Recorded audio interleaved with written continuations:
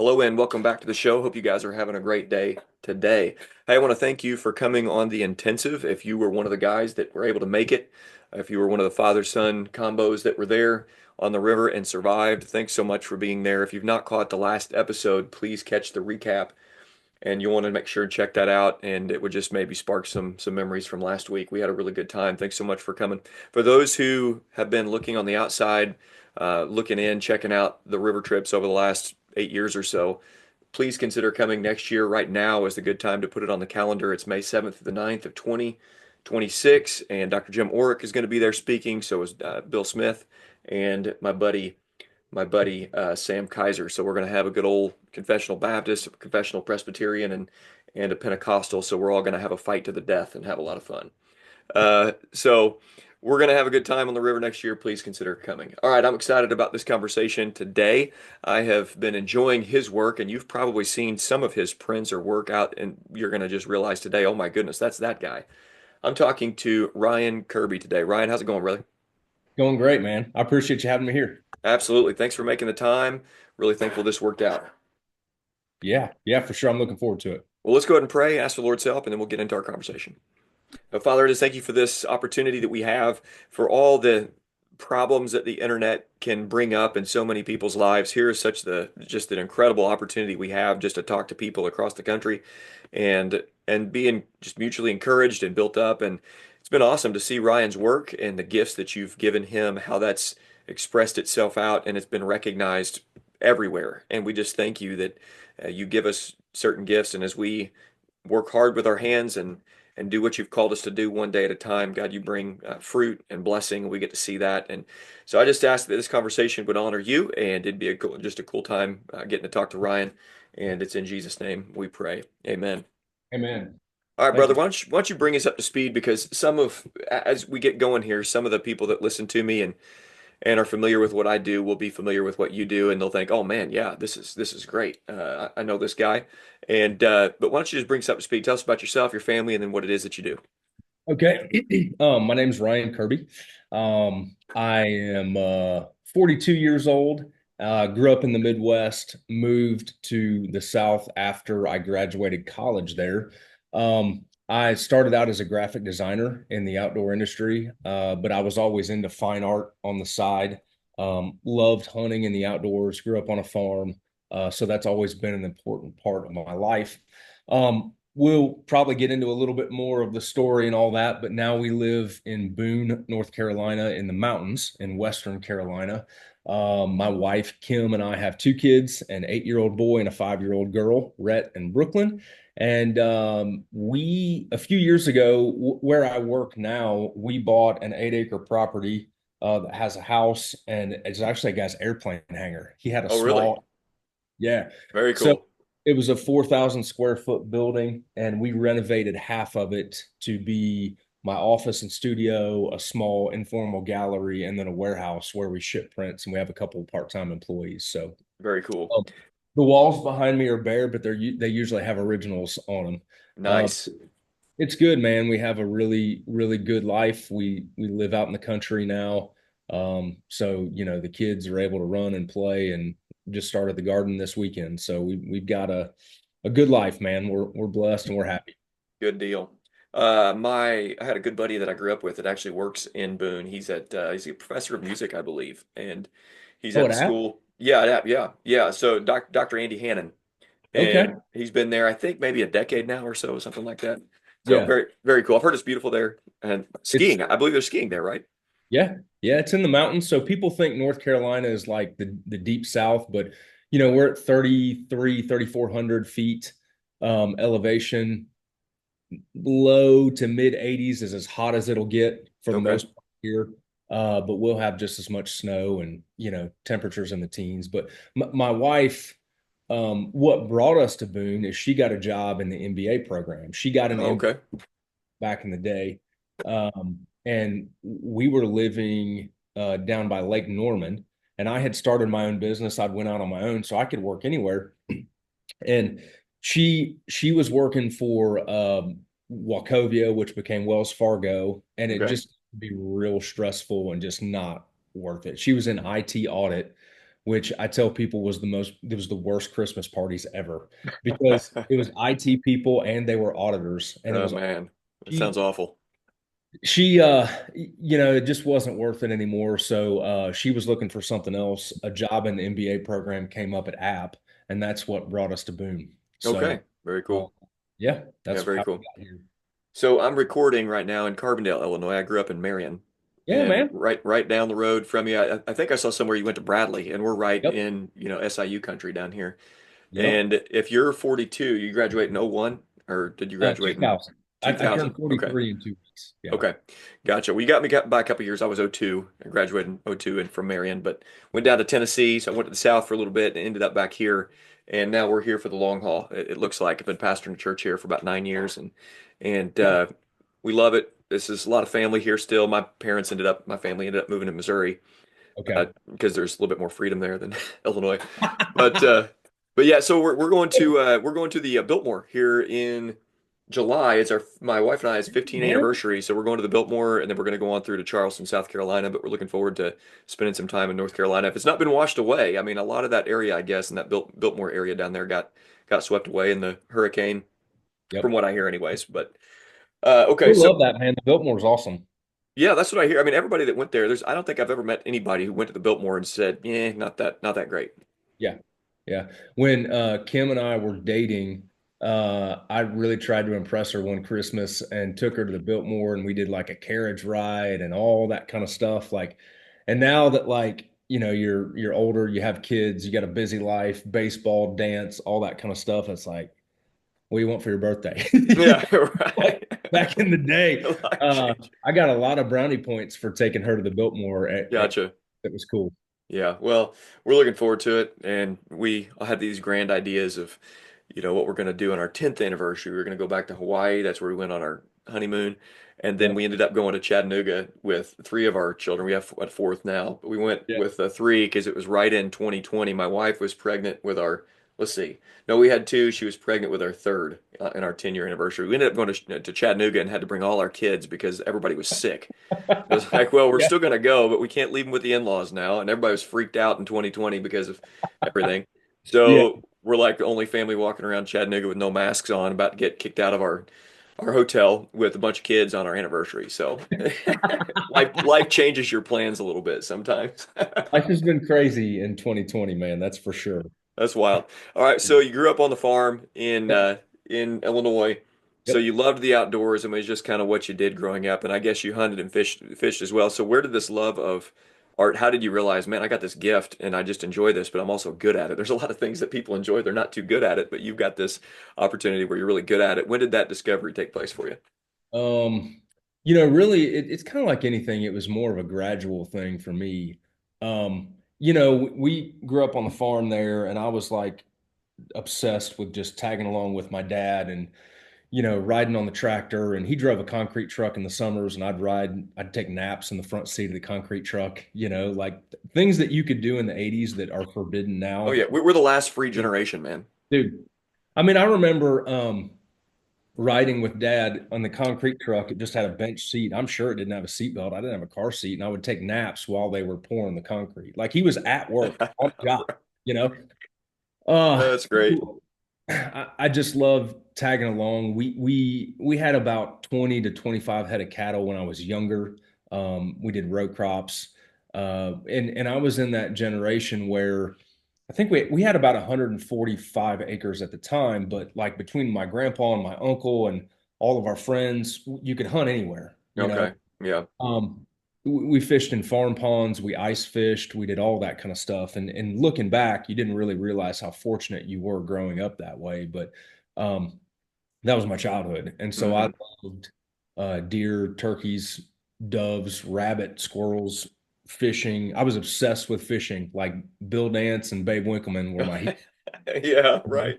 But I remember watching Babe Winkleman's VHS tapes of his seminars and stuff like that. So Hmm. that came first in my life.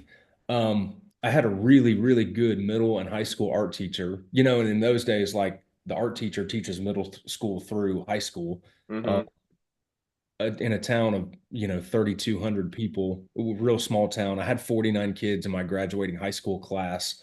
So he was my art teacher from like sixth grade all the way on, and he really encouraged us in the junior duck stamp program. Okay. Which, are you a duck hunter at Um, all? I'm not. At some point, I plan on doing that, but not at this point. But you have to buy a federal duck stamp as part of a license, and that money goes to conservation. And they have a big time art contest for the winner of the federal duck stamp contest. Okay. So super competitive.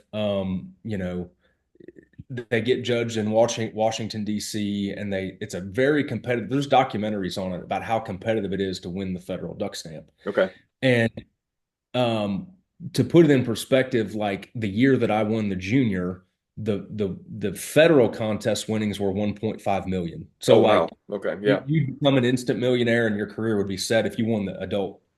Well, they had a junior contest that modeled that. Okay. And so you could enter, elementary school, middle school, high school, and they had a state contest. The 50 state winners would go to a national contest and they would have a national judging. Um, so my high school art teacher was really instrumental in helping us along with that, giving us reference for the ducks, helping us enter. And at that point, I started to discover that I just kind of had a little bit of a natural ability. Gotcha. Art, um, it really comes down to any piece of art is putting the right color, the right shape, the right stroke in the right place. That's Hmm. all. And you do Okay. that 1,000 times and you have a painting, right? Okay. So the key is being able to see what you want and then having the hand-eye coordination and the technical ability to mix the right colors and apply the paint. It's Hmm. a ton of hand-eye coordination, really. And I did have a natural ability to kind of see shapes and unpack how things worked in the natural world and understand dimensions and things like that. And then I had the hand-eye coordination to replicate that, Yeah. combine that with teaching, and that's pretty much art. So that's where some of the natural ability comes in. But Mr. Mullins, my high school art teacher, really helped me grow and refine that. But then underlying that was the interest in the natural world, hunting, fishing, livestock. And Right. so that's where all this sort of culminated for me. Very cool. And honestly, man, I was way more of just a blue collar country kid than I was an artist, you Hmm. know. Yeah, you got to break the mold of what an artist kind of looks like, talks like, acts like. And I remember um my freshman year I won the state contest and then Okay. I got 22nd in the country. My sophomore year I won the state and got fourth in the country, and then my junior year I won state and got first in the country. Okay. And so I had won the national contest, and we got to go to Washington, D.C. To see the judging of the federal contest. So the federal is the big money maker. That's the adults. That's the professional. And I'm just some kid that kind of gets, they're winning millions, and we got a $2,500 scholarship and a free trip to D.C., which was Hmm. cool. Yeah. But I remember I was so bummed because it was November 4th, and I was going to Oh, miss time of year. gosh. Yeah. You look back and it's like, man, we had a VIP tour of every national monument in DC and got to see everything and all that. And I was bummed because I couldn't deer You hunt. got to be in the woods, Yeah. man. And Yeah. that's kind of in a nutshell, that's kind of who I was and how I Yeah. was. Gotcha.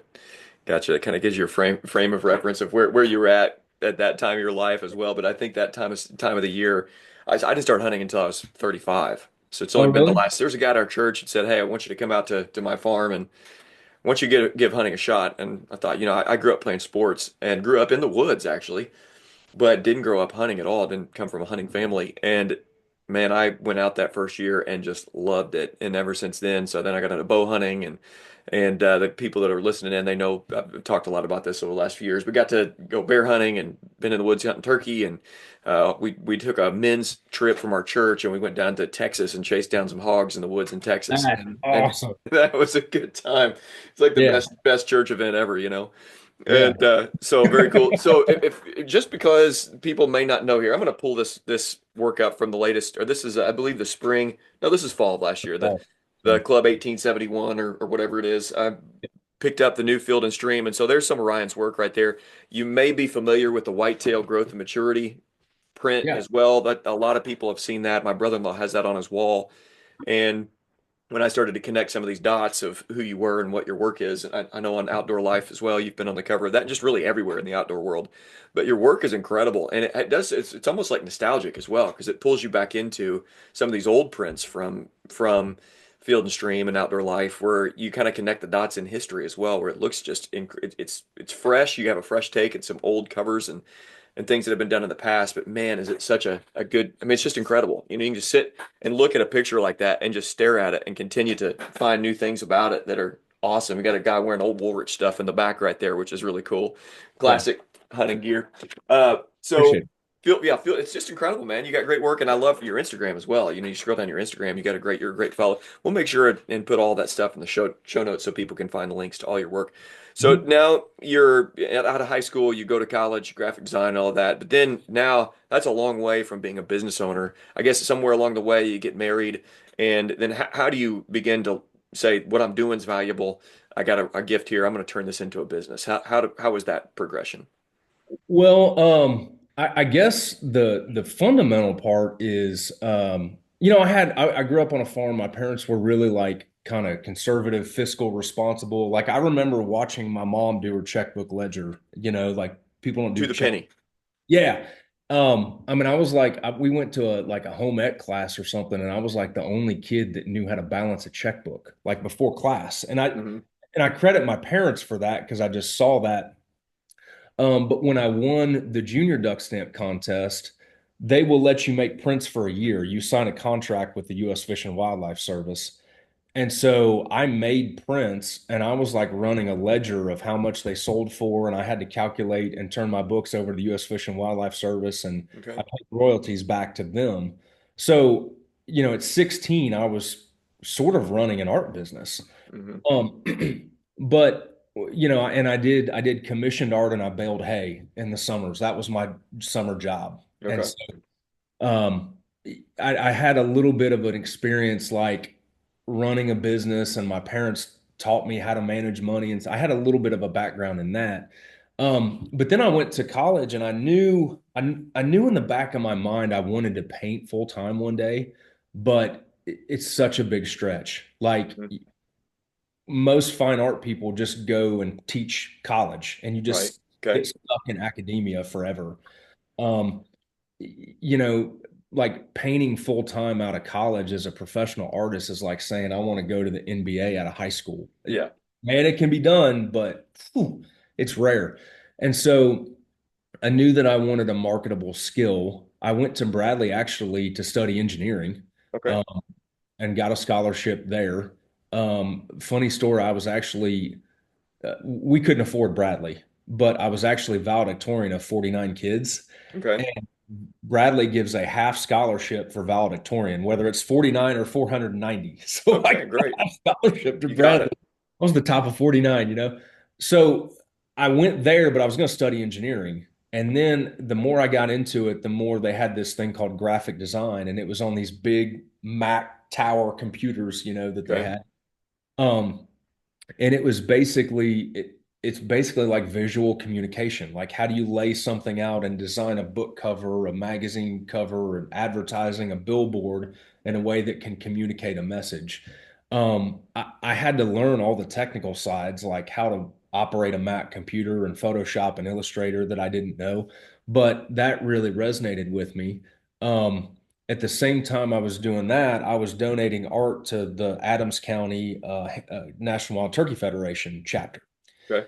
So I'm kind of still have one foot in the outdoors wildlife world, but I'm studying graphic design. And my senior year of college, I answered a classified ad in the back of Turkey Call magazine as a graphic designer for the National Wild Turkey Federation. Okay. So got the job. I had the hunting background and information and knowledge, but also the talent to do the art and design stuff. Worked there for a few years. And then what happened is the Turkey Fed at that time was a revolving door of talent. They would hire people from all over the country. And that was kind of the springboard into the industry. And they'd go work for an agency or a marketing department or something like that.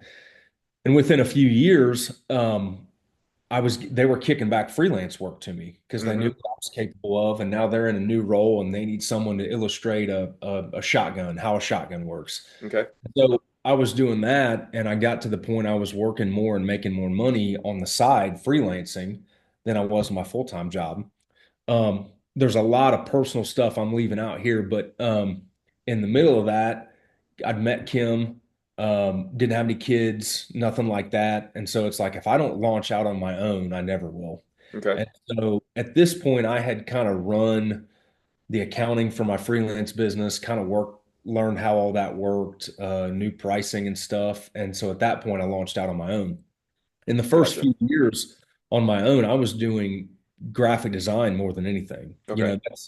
That client work is very steady. It pays the bills, but it can be a grind. You're always Okay. on a schedule. And so what I would do is I would paint when the phone wasn't ringing. So um, I was always working. I was always showing up to work. If I didn't have any paid work that was paying the bills, I'd go paint. And Okay. so that was more the riskier side. And I always kind of balanced the complete unknown risky side of art with having some client work to pay the bills while we were going. And then over time I shifted away from client work, and about 2 years ago I walked away from it entirely, so now we Okay. just do my own art. Man, So, phenomenal. So you had all these connections in the outdoor world then, and even with the magazine side of things. So let's talk. Field and Stream is what people know the most. Outdoor Life, Field and Stream, probably, or what most of the guys listening in are most familiar with. So what was the connection, and what was that like when you were commissioned to do some work for Field and Stream? And I don't know if you did in the old Field and Stream. So I went before Field and Stream. I think they ended print in 18 or 19. yep. Uh, I had gone to this expo for Outdoor Life, Field and Stream combo event in Paducah, Kentucky, and go down there and they say, yeah, you're going to get a subscription with your ticket. You get a subscription for the next year included, and not knowing that they were closing up shop with the print side of things. So it's like, oh, great, like free subscription. Thanks a ton. Awesome. And so Field and Stream folks out there, come on, throw me a hat or something. Yeah. But anyways, when they came back, when Eric Church and I guess Wallen bought it, or Yep. their group bought it, and I saw it was coming back to print. I was thrilled. As I mean, some thousands, tens of thousands of people were thrilled. What was it like then being commissioned to say, "Hey, will you do the cover of these Well, first two?" I will. I'm always going to go. I'm a really kind of blue collar, and I approach my career with like a lunch pail mentality. Like I'm going Okay, to show up and I'm going to do my work, and so I'm always kind of bring it back to that. Everybody thinks that they see stuff and it's like super fancy and it's a big deal and all this kind of stuff, but most times when you see that, it started like 2 years before, right. um, and worked up to it. So. I was doing design work then, and they have a SHOT Show, shooting, hunting, and outdoor trade show in Las Vegas every year. That's where all the big companies go. I was doing some work. Winchester Ammo has always been my biggest client from day Okay, one, and I was doing their advertising. So, for example, we do all of their new product advertising. We start in like September, and okay, then we produce the catalog, the print ads, the photography, and then they launch it like the first week of January at SHOT Show for the year.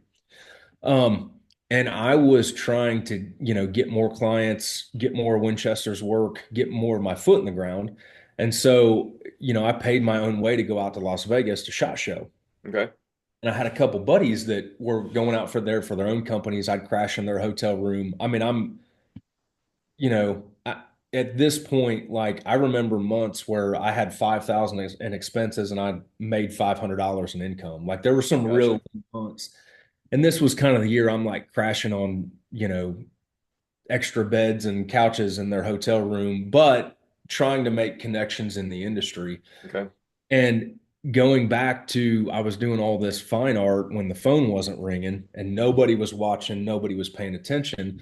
I had kind of a body of work that I built up, and I had it on an iPad. And at these shows, you never really know who you're going to meet. You never really can have an agenda. Um, these people all have meetings and agendas and appearances that I'm trying to get to know. So I've got to be real flexible. And last minute, somebody invited me to a cocktail hour after the show closed with Bonnier, who Okay. owned Outdoor Life, Popular Mechanics, and all this stuff. And I had done some work for their magazine, like smaller illustrations in there. And I remember I met Andrew McKean, who was the editor at the time, and we just got to talking about deer hunting and art and stuff. And I told him I was an artist, and he's like, "Oh yeah." He's like, "Well," I was like, "Yeah, I got some of my work right here," and I had it on the iPad. Okay. So he flipped through and he said, "Man, this is awesome. Like we're thinking about bringing art back to the cover, and we haven't done it in 25 years. Do you want to do this?" I was like, "Yeah, man." Heck Of yeah. course. So that was my first big cover was Outdoor Life, and I think we did seven of those. We did Okay. one a year for that, and they were still in print at the time. But I was the first artist, so people see like, oh man, they chose you as the first artist to be bring art back to the cover of Outdoor Life. But what you don't see is the 11 paintings I did when no one was watching. I had no Yeah. guarantee of sales. I just kept working and grinding. Yeah. And Right. then I took a chance on myself, spent probably most of what I had in my checking account to go to Las Vegas and take a shot and had a chance meeting with somebody. And, to go back to spirituality, you look back and you can see God's hand in your life Yeah. orchestrating. That's right. But in real time, man, you're just going, you're just Yeah. hustling, just grinding, you're just trying new things. So, you know, people ask like, "Oh, well, I bet it was an honor to be chosen by Outdoor Life," and it's like, yeah, it was, but unless I did the 15 steps before that when nobody was looking, we don't get Exactly. there. Um, so I had done several of their covers, and a lot of these editors talk. They kind of know each other. It's a real small world. There may be 12 editors across the board at Field and Stream and Outdoor Life, and they all talk at these shows and stuff. And so when Field and Stream was going to come back to print, my name was on the short list because they mainly knew I could hit deadlines and I was Hmm. easy to work with and I could produce and deliver. So that's how that whole thing came about. And they emailed me and told me they were bringing it back to print and they Hmm. would do the first cover of a Very trap. cool. Very Yeah, cool. man.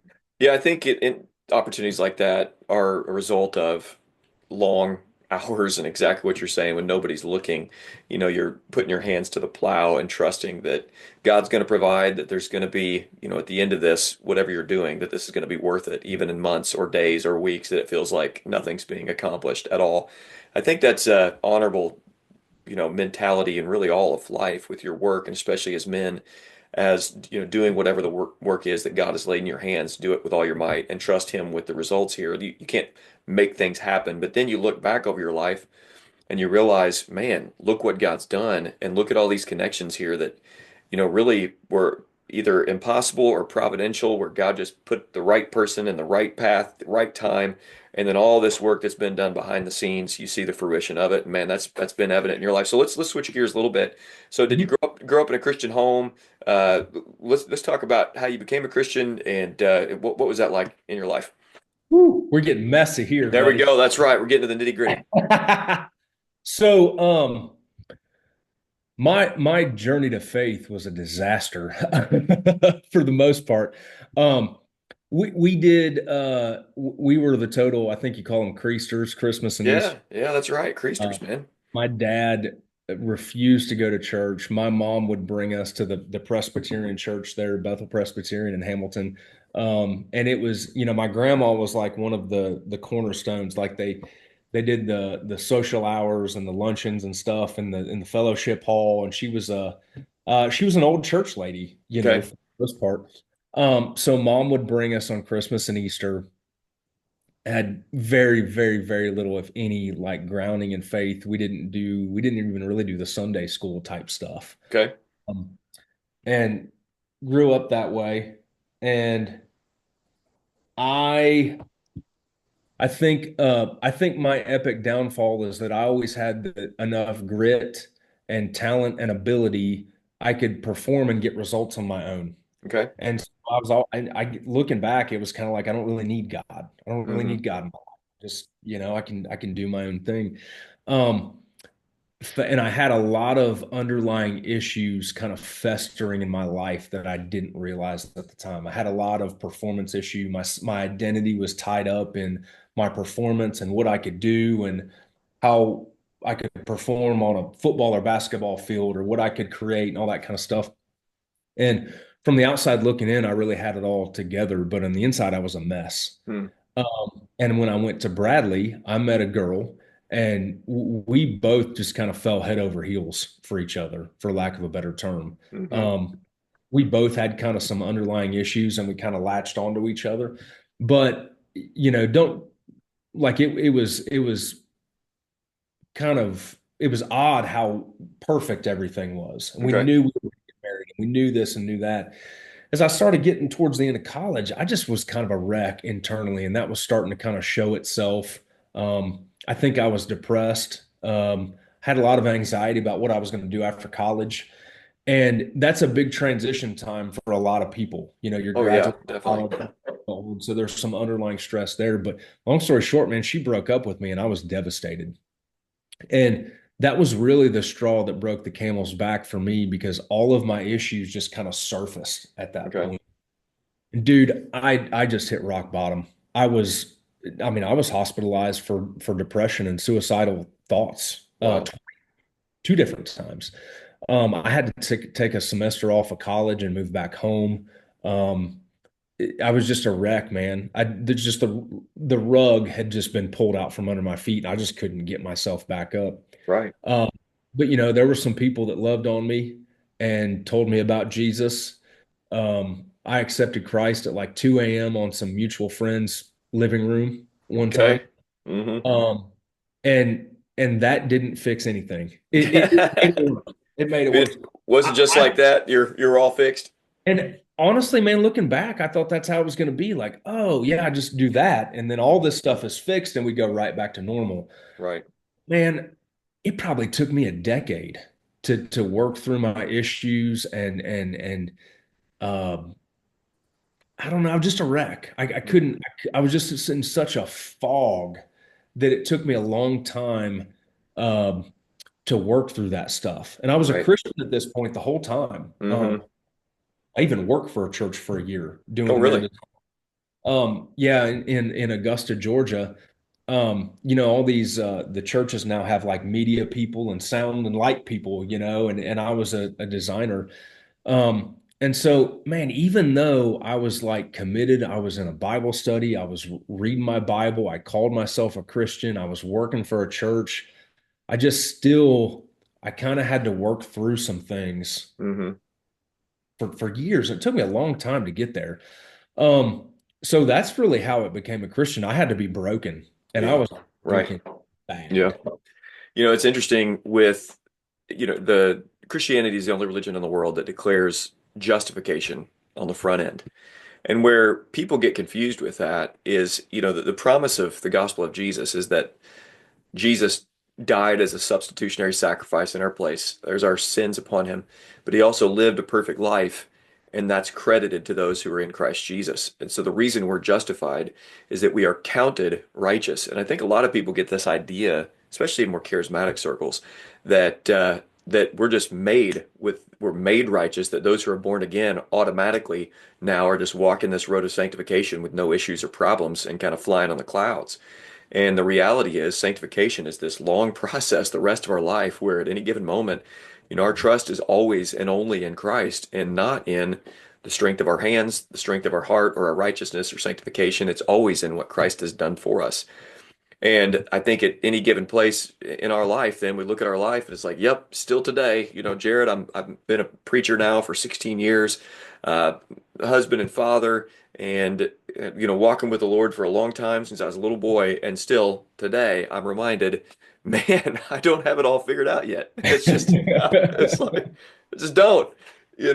and so I don't really think there's ever a time where we just arrive, where we just think, like. I've got it all now, and I've arrived, and I've got it all figured out. Yep. That was definitely my story for sure.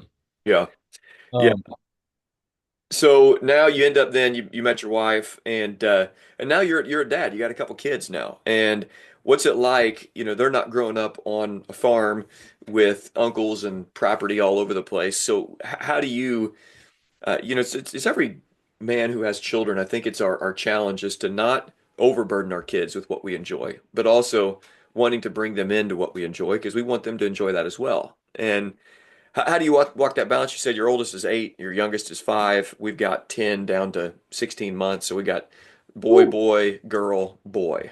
Yeah. And yeah, we're having fun, man. I got my oldest in the woods the last 2 years, and I got him out there with a crossbow, and he's missed, I think, 7 deer at this point. That's two. Yeah. He's getting good at going out and sitting with me, and it's Yeah. just part of the process, you know. But I don't want to overburden them. That's the other thing is I don't want to, put them in situations where they're just going to be unsuccessful over and over again. But what's that like for you? I mean, how do you now living in Boone without that kind of property? I know you got your own that you live on. What's it like raising them in the outdoor world? Um, you pretty much hit the nail on the head. You want it's kind of like anything. You want them to experience the joy of being successful, but you don't want to short circuit that either. And Hmm. um, you really want them to be successful in the woods, but you also know that like sometimes they just want to be with you. Hmm. Sometimes they just want That's to hang out. good. Just want to hang out. I remember I've got permission on a couple places, and we actually bought 34 acres up the road that we're growing Christmas trees on. Oh, heck yeah, And man. That's it was awesome. a cool, different experience. Let me interrupt. What kind of trees are Yeah. you growing? They're Fraser firs. Fraser firs. And Okay. so we are in a part of the country where, I mean, a ton, I'm not going to say the majority, but a lot of the Christmas trees come from the 3 or 4 surrounding counties around us. Okay. Country. The climate is just right. Christmas trees have to grow on a hill, these Fraser firs. Okay. So they sit in a bottom and they get wet feet, they'll die. They're really susceptible to fungi and stuff like that. So we have a really good climate for it. And we bought that place, and I had to have some income off of it to help pay for the place. So we Hmm. share crop deal with Christmas trees with a farmer. Okay. We pay for the seedlings and all the inputs and provide the land, and he does the labor, which Okay. is a lot of labor. You know, you've got to really keep them sprayed. You've got to shape them. You've got to there's in the first couple years of life, they're really susceptible. They grow from the top, like where you put the star on the Christmas tree. Hmm. This might be an analogy you can use in a sermon one There day, you go. but they grow from the top, and in when the in the late fall when the deer don't have anything else to eat, if a deer comes off, they'll nip that because that's where all the nutrients are, the growth. If they nip Hmm. that off, it'll really set the tree back. So these guys will go through and tie a white ribbon on the top to protect that little Okay. under you would put the star in the Christmas tree. Hmm. Dude, we've got 16 acres and you can get can't remember if my math is right on that, but you can get 1,000 to 1,500 trees an acre. Oh my gosh. Wow. They were there's on our little property, there's 27,000 trees. Oh And my gosh. It's incredible. imagine walking the mountains, the hillside, and tying 27,000 ribbons It's a just lot to of work. protect one tree. And then you have to take them off in the spring so that they Hmm. can grow unhindered and then put them on again in the fall. So like Okay. it's a lot to grow Yeah. them. But anyway, uh I can't remember. I lost my train of thought. I dorked out on Christmas tree. No, well, I interrupted there. Yeah. So No, you're your good. kids getting in the outdoor life and not pressuring them too much and them just wanting to be with you. Oh, so we went on a property we had permission on, and we hiked to the top of it, and it was an afternoon hunt, and Rhett was probably 3 or 4, maybe 4 at the time, and he's bebopping along with me, and it was like a gift. It was like manna from heaven. This turkey. We sat down, and you've got a 3 or 4 year old. It's a train wreck. That Yeah, of course. it's Yeah, it like we've is. got 17 minutes before this thing is a disaster, and we have to move or something. We can't really sit still. As soon as we sat down, I looked up and there was a longbeard feeding down this pasture, and he couldn't see us at all. He was already in gun range. And we just kind of stumbled into this turkey. And he walks down, and I want Rhett to see him. I was like, Rhett, do you see him? You see him? And Rhett's bobbing his head, looking around. The turkey sees it and starts kind of bobbing away. He's a little spooked. And I lean up and shoot, and I miss. And I wanted so bad to like Rhett to experience this and Oh see it, yeah. turkey's feathers. And I am in the biggest funk ever. I'm like, so mad at myself. I'm bummed. Like, how did I ruin this for my kid? And he just looks up at me. He's like, "Hey, Dad, can we go fishing now?" I was like, "All right, bro, we'll go fishing." Yeah, And there you to go. this day, he drives when we drive past that farm. Is like, "Dad, that was awesome that day. You missed that long beard." And I was like, "No, it wasn't." But he loves it. Um, this year though, he got his first turkey, and it's a little bit harder because we're kind of in the dude, you got to sit still and shut up. You can't move, you can't That's talk. tough. And I get my like performance anxiety or drive kicks in. And there were times where you could tell he just wasn't having fun. He just didn't Hmm. like it because I wanted him to be successful so bad. I was pushing him, and Right. he just didn't love it. But anyway, we kind of got through that. He ended up shooting a Jake, and then we actually shot a double on film, which Oh was man, that's great. and we're actually producing a little bit of video work with Winchester on it right now. Very cool. But you know, so he's real competitive. He'll get into it. My daughter Brooklyn, she's awesome. She just wants to come along and hang out, and she's down for anything, man. That's fun. That's fun. Those little girls, they're my daughter, she's 4. And Yeah. she just loves being with me, exactly what you're saying. She doesn't want to hunt. She says that's boy stuff, Dad, and doesn't want to do that. It's funny. She's got a very clear line on what's boy stuff and what's girl stuff, and the hunting stuff is definitely the boy stuff. So she just doesn't want to do that at all, but she loves being with me. She likes me bringing back anything I Yeah. harvest to see it. And She's gonna be tough too, dude, with three brothers. oh yeah, they're protectors too, man. Like we didn't get any. You're supposed to get like a strong-willed child, then the next is supposed to be a compliant child, and bro, we got all strong-willed children. I mean, they're leaders. They've got the aggression that you got to dial back rather than train up. And I guess in some ways that's better than just that extreme passivity that you have to build that kind of aggression. But man, they get after it. Yeah. Okay, so. Let's shift gears one more time. Why don't you tell people where they can find your work? And then I'm just going to put links to your Winchester stuff, your actual website to where they can buy your prints. I see that you have original prints that you have for sale, or not prints, original works, oil paintings you have for sale, and then you've got prints, a ton of them. And go ahead and just tell us where we can find your work. And then what's some new things? You got anything new coming down the line you're excited about? You'd love to tell us about what you got. Well, they can find my work at ryankirby.com. I think all of our social handles are Ryan Kirby Art. So Facebook, Instagram. I'm an old guy that does a little bit of TikTok, and then YouTube. We have some YouTube content. Um, as far as new stuff, so I've got, I'm actually getting into a bunch of trout work this spring. And I think we're going to release a trout print in the fall that I've got to create. So I'm about to start on that. A little bit into the fish stuff. And then I actually have a meeting tomorrow, me and a guy. It'll be over a year before it gets released, but we're going to do a book on whitetail deer, like a coffee table type book. Awesome. Um, so that'll be a big one. But yeah, they can find all of our prints there.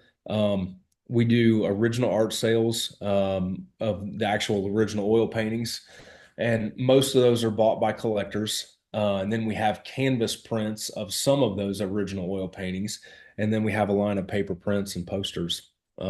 We also got some new hats that I'm designing right now that we're going to try to have for fall. So, Awesome. Heck yeah, man. Everybody loves the swag and hats and shirts and prints. I'll make sure and that's all there for you guys to find.